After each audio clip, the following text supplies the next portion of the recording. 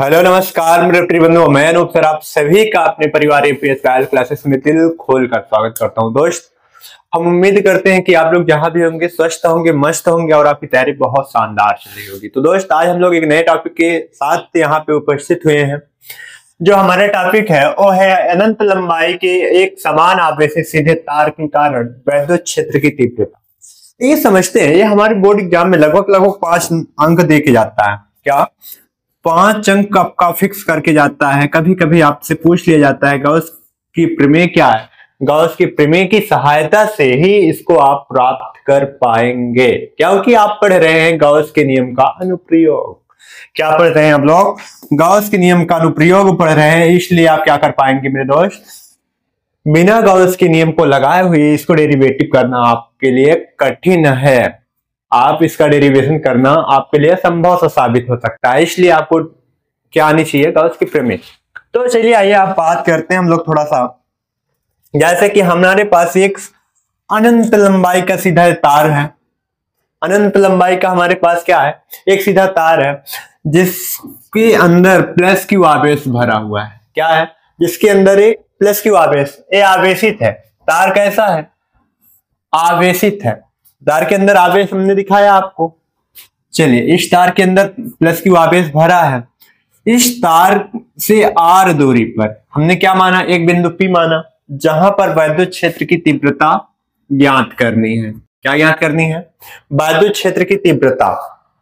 अगर वैद्युत क्षेत्र की दिशा यही है और इसका जो क्षेत्रफल होगा वो कितना होगा, इसका अल्पांश क्षेत्रफल dA होगा। क्या होगा? इसका अल्पांश क्षेत्रफल dA।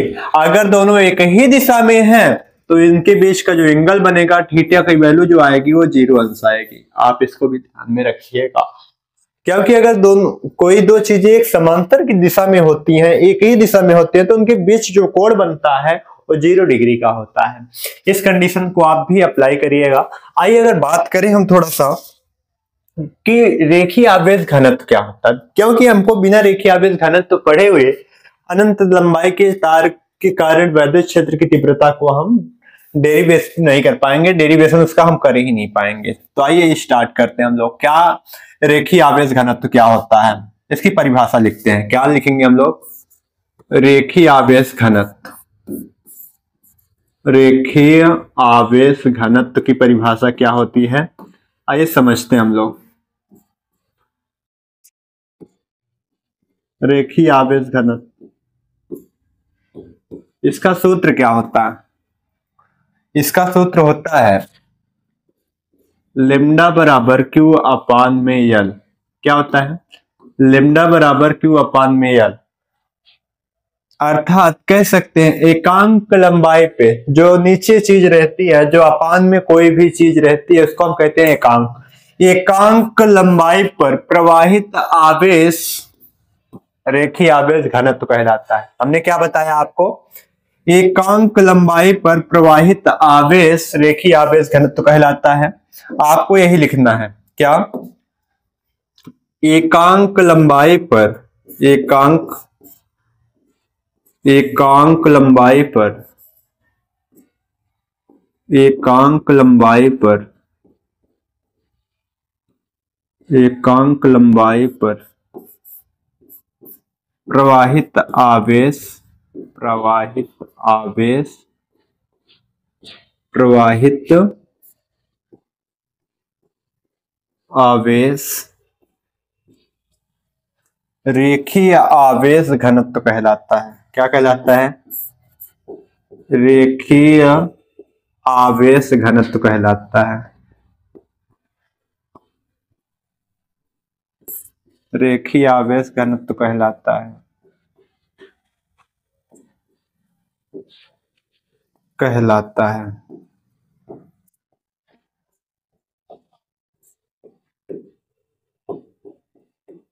हमने क्या बताया?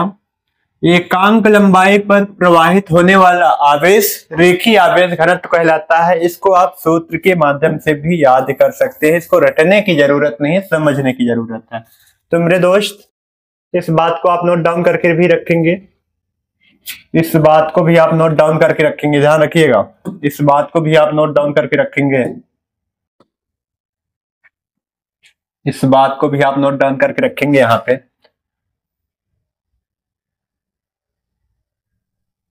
ठीक, चलिए आगे की हम बात करें अगर हम कि अगर आप कोई बच्चा कह रहा था सर इसकी हिंदी कैसे लिखेंगे, इसकी हिंदी कैसे लिखोगे, आइए हम बताते हैं। चलिए इसकी अगर हिंदी लिखना है कैसे लिखोगे, यहां पे लिखिएगा माना एक अनंत लंबाई का, माना एक अनंत लंबाई का, माना एक अनंत लंबाई का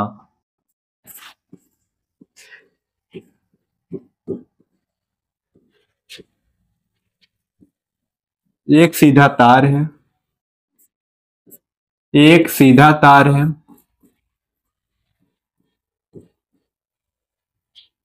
एक सीधा तार है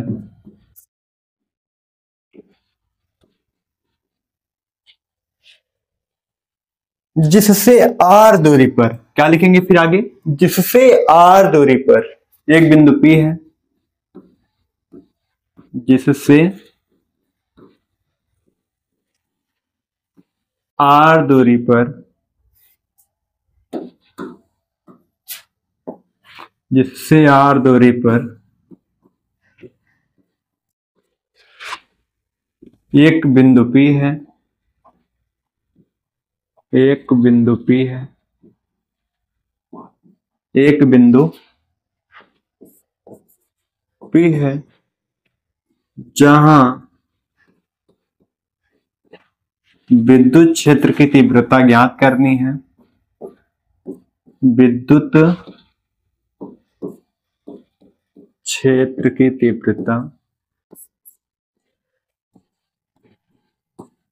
तीव्रता ज्ञात करनी है,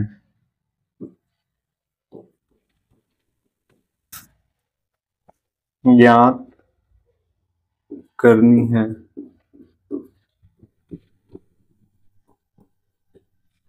मेरे दोस्त और आगे की लाइन अगर बढ़ाना चाहें तो बढ़ा सकते हैं। इस तार की लंबाई L, यहां पे क्या लिखेंगे, इस तार की लंबाई, इस तार की लंबाई, इस तार की लंबाई L है।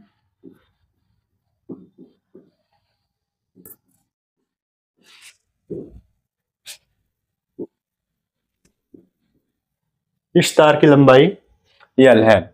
इतनी सारी चीजों को आप हिंदी में अगर इसको लिखना चाहेंगे तो आप लिख सकते हैं। अगर हम आगे की बात करें, आपने पढ़ा होगा वैद्युत फ्लक्स का फार्मूला, क्या पढ़ा होगा, वैद्युत फ्लक्स, क्या पढ़ा होगा, वैद्युत फ्लक्स, वैद्युत फ्लक्स के सूत्र से, वैद्युत फ्लक्स का सूत्र आपने पढ़ा होगा, के सूत्र से, वैद्युत फ्लक्स के सूत्र से यहां लिखेंगे हम लोग। वैद्युत फ्लक्स का सूत्र क्या होता है, आपने पढ़ा होगा, फाई बराबर समाकलन vector E dot vector DA.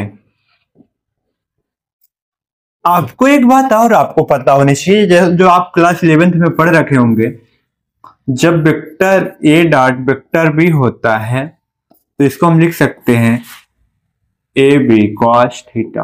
क्या लिख सकते हैं इसको, ए बी कॉस थीटा लिखते थे ना। यही सारा वेक्टर का खेल है। इसमें क्या है, इसमें सारा का सारा वेक्टर का खेल है। तो इसमें अगर जब डॉट रहता है तो उसमें क्रॉस आता है, जब क्रॉस होता है, अगर इसी को हम ऐसा लिख देते भी, ए क्रॉस वेक्टर बी, तो यहाँ पे आता क्या, ए बी साइन थीटा। क्या आता, ए बी साइन थीटा। आप दोनों बातों को याद रखेंगे, जब डॉट आएगा तो क्रॉस आएगा, जब क्रॉस आएगा तो साइन आएगा। इस बात को आप भी नोट डाउन करके रखेंगे। चलिए आगे की अगर हम चर्चा करें,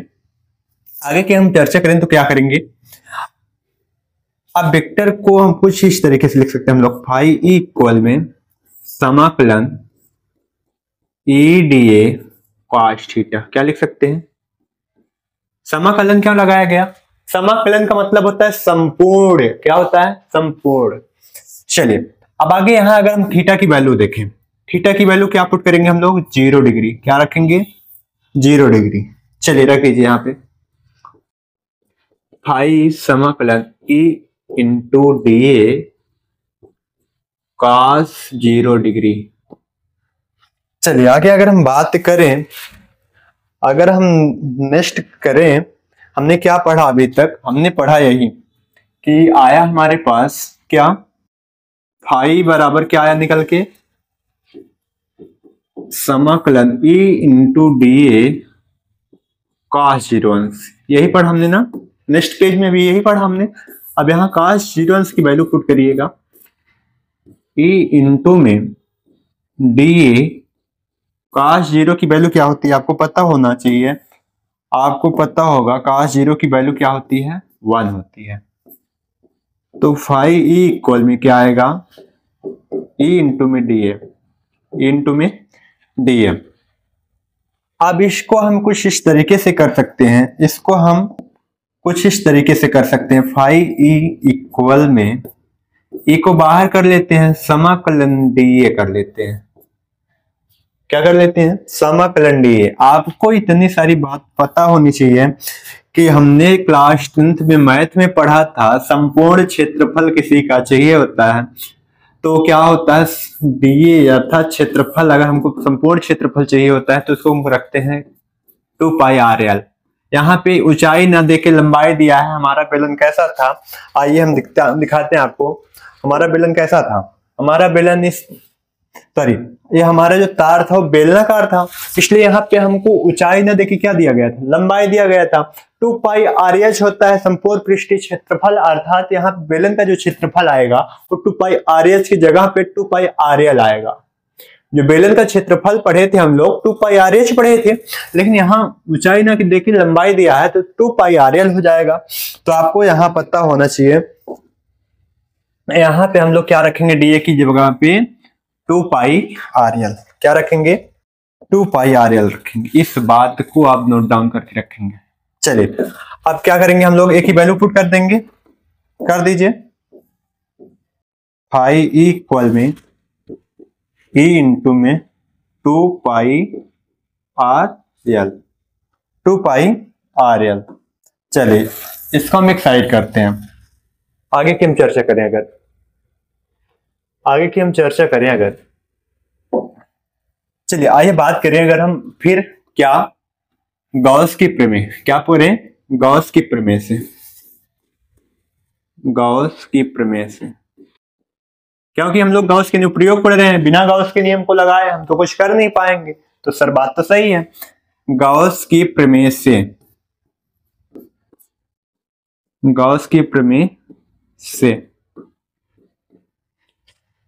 प्रमेय क्या पढ़े थे हम लोग, फाई इक्वल में Q अपान एफ साइलेन नॉट। क्या पढ़े थे, Q अपान एफ साइलेन नॉट। अब क्या करेंगे, इस फाई ए की वैल्यू हम क्या रख देंगे, Q अपान में एफ साइलेन नॉट। क्या रखेंगे, इसकी वैल्यू हम क्या रख देंगे, यहाँ पे उठा के फाई अपान, अगर इसको मानना चाहो तो इक्वेशन नंबर फर्स्ट मान सकते हैं। यहाँ पे अगर हम कहें तो समीकरण एक में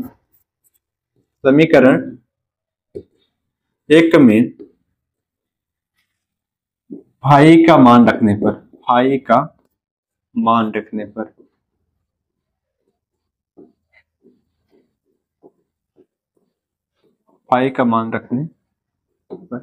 चलिए रखिएगा। तो फाई की वैल्यू क्या रखेंगे, Q अपान में एप्सिलॉन नॉट, इधर में E गुणा में 2 पाई आर रियल। अब आपको पता है इस Q की वैल्यू क्या होती है, आइए हम आपको पीछे की ओर ले चलते हैं। इसकी Q की अगर वैल्यू निकालेंगे हम लोग, इस Q की वैल्यू निकालेंगे तो क्या निकलेगी, इस L को इसमें हम गुणा कराएंगे तो Q बराबर आएगा लेमडा L। Q बराबर क्या लिख सकते हैं हम लोग, लेमडा L। क्यों, क्योंकि ये भाग में है L, इधर जाके गुणा में हो जाएगा, इसका इसमें गुणा हो जाएगा, बचा क्या Q के बराबर, लेमडा L बराबर Q, अर्थात Q बराबर लेमडा L। आगे चलते हैं हम लोग, यहाँ रखेंगे क्या, Q की वैल्यू क्या पुट करेंगे, lambda L upon F silent not equal में E गुणा में 2πrl 2πrl। एक बात देखिएगा, इस यल से इस यल को काट सकते हैं हम लोग। अब बचा क्या हमारे पास, बचा क्या, lambda upon epsilon not equal में ई इंटू में 2πr। क्या बचा, 2πr। हमको क्या चाहिए, ए की वैल्यू, तो 2πr इधर क्या है, गुणा में इधर आके भाग में हो जाएगा, तो ई बराबर लिख सकते हैं lambda upon 2π epsilon naught into में आर। इसको हम आइए थोड़ा सजा के लिखें, अगर इसको हम इस तरीके से लिख 1/2πr, sorry 2π epsilon naught lambda upon R. ये इसका सजावटी फॉर्म है, इसका फार्मूला ये निकल, वैल्यू नहीं होती है लेमडा अपान आर।